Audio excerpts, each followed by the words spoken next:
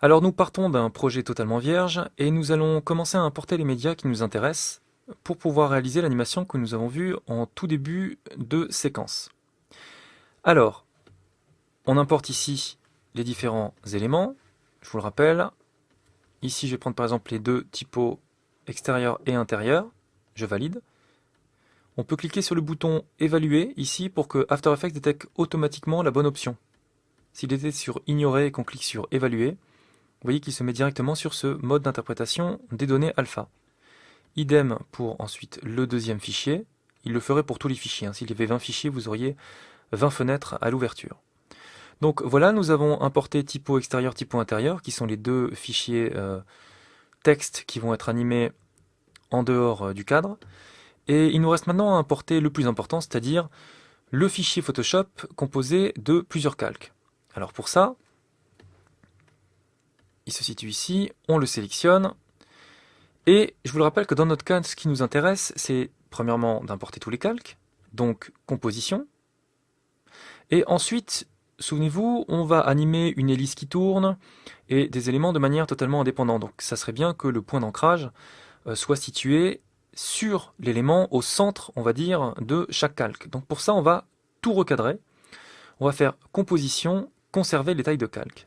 Je valide. Il n'y a pas de style de calque modifiable, donc quelle que soit l'option, ça ne changera rien pour mon import. Et donc, je valide.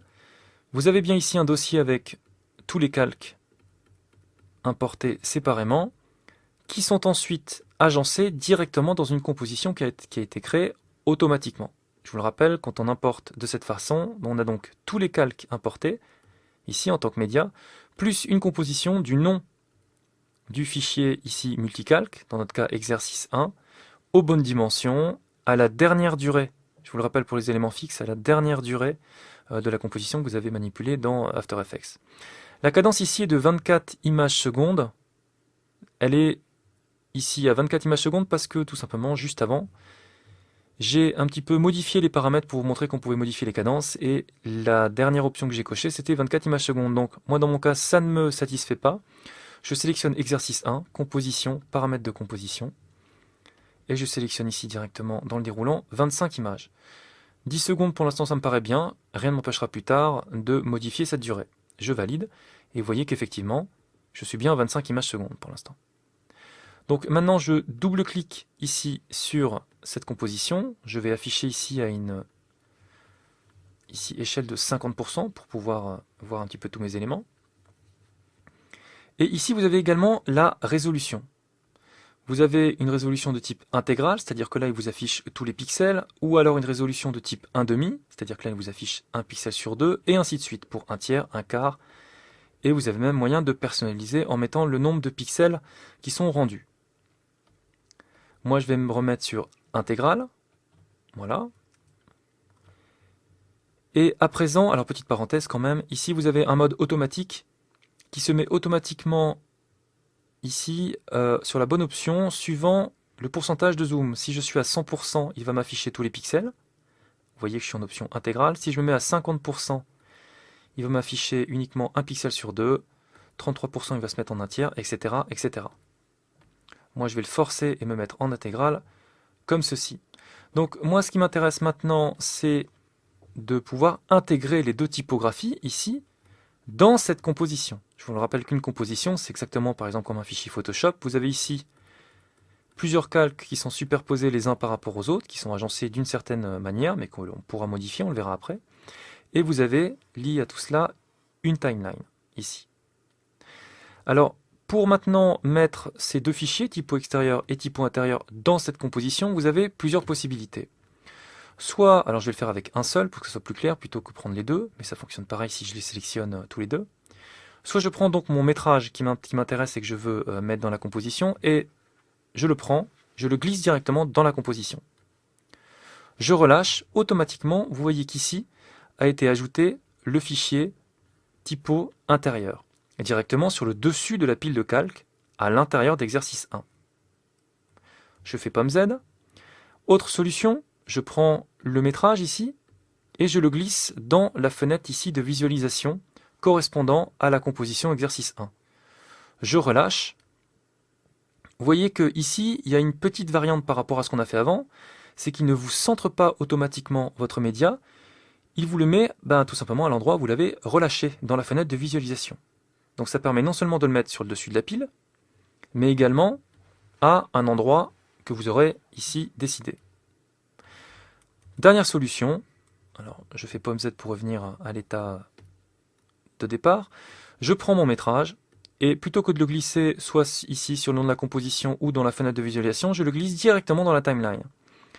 Donc ici, autre possibilité, vous avez ici un petit trait noir qui s'affiche entre les calques au niveau du curseur et qui vous indique exactement où il va placer la typo dans l'empilement des calques.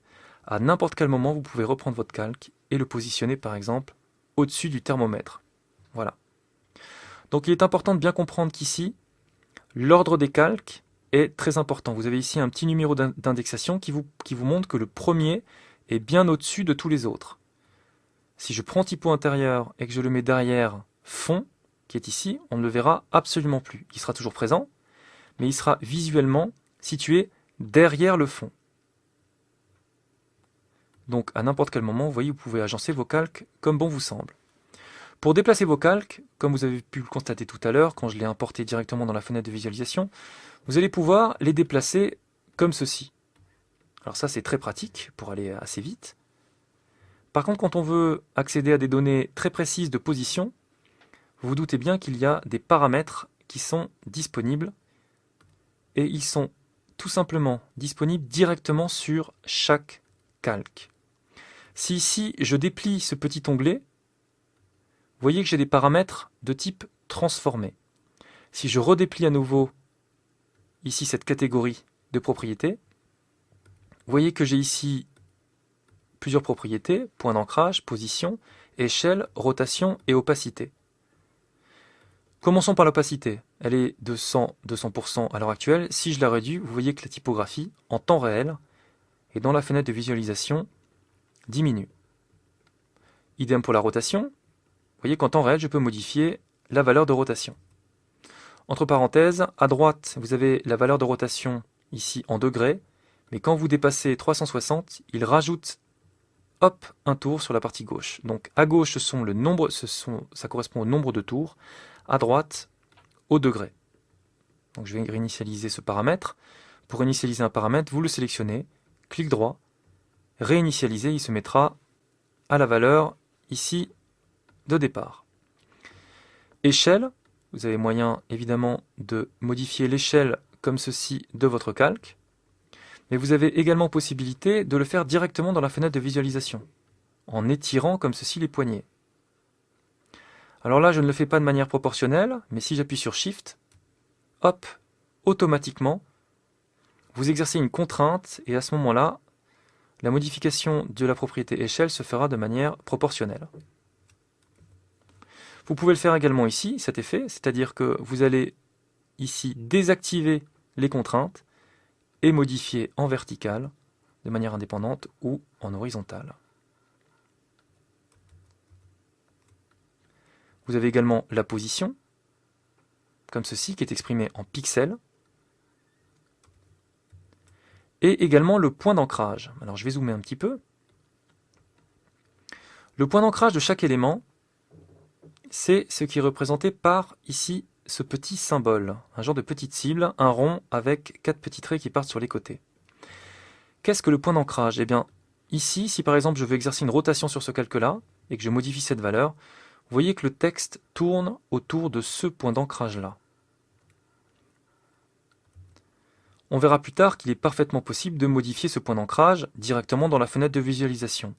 Vous avez possibilité ici de le modifier, c'est la dernière propriété, comme ceci, c'est-à-dire que le point d'ancrage, lui, visuellement ne bouge pas, mais c'est le média lui-même qui glisse par rapport, ici, vous voyez, au point d'ancrage. Donc si vous voulez exercer une rotation à partir du centre du média intérieur, vous modifiez la propriété point d'ancrage et vous exercez une rotation comme ceci. Autre possibilité par exemple pour exercer une rotation, vous avez ici l'outil rotation qui vous permet directement, vous voyez, d'effectuer une rotation dans la fenêtre de visualisation en manipulant le média. Important, les raccourcis, W pour rotation, et dès qu'on veut repasser à une modification d'ordre plutôt de position, il faut repasser sur l'outil ici sélection, raccourci V. Donc très souvent, vous allez vous amuser à appeler les raccourcis V pour bouger, W pour tourner, à nouveau V pour bouger, etc. Vous voyez qu'à chaque fois, ça oscille entre ces deux options. Donc je vais réinitialiser tous ces paramètres, je les sélectionne tous, clic droit, réinitialiser. Vous voyez qu'automatiquement, donc, mon média se remet ici avec ses valeurs de départ.